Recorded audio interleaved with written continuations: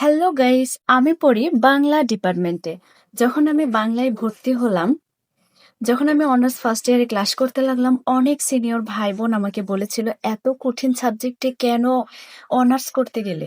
আমার তখন মনে হতো যে এরা কি গর্ধব মার্কা স্টুডেন্ট যে বাংলাকে কঠিন বলে, যেখানে শুধু উপন্যাস, নাটক, রচনা, কবিতায় ভরা।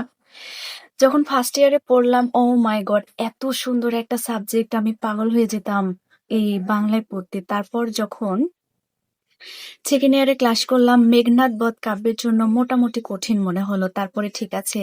তারপরে যখন অনার্স থার্ড ইয়ারে ক্লাস শুরু করলাম, হঠাৎ একদিন এই সাবজেক্টের দেখা পেলাম।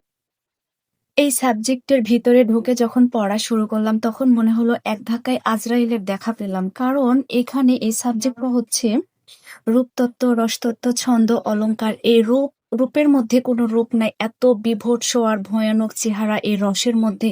বিন্দুমাত্র কোনো রসের একটা ফোঁটাও খুঁজে পাবেন না। শুধু রয়েছে অ্যাসিড, যেখানে আপনার হৃৎপিণ্ডকে পুড়ে ছারখার করে দিবে। অলংকারের মধ্যে কোনো গহনা নেই। ছন্দ, ছন্দ শুনলে আমরা মনে করি যে ছন্দে ছন্দে কথা বলবো আর কেউ আমাদের প্রেমে পড়ে যাবে, কিন্তু না না, ছন্দের মধ্যে কোনো প্রেম নাই ভাই। এই এত মারাত্মক একটা সাবজেক্ট থার্ড ইয়ারের, এই রূপতত্ত্ব, রসতত্ত্ব, ছন্দ আর অলংকার।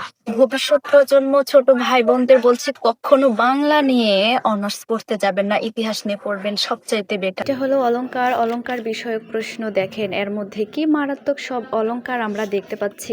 করে চলে আসলাম ছন্দ।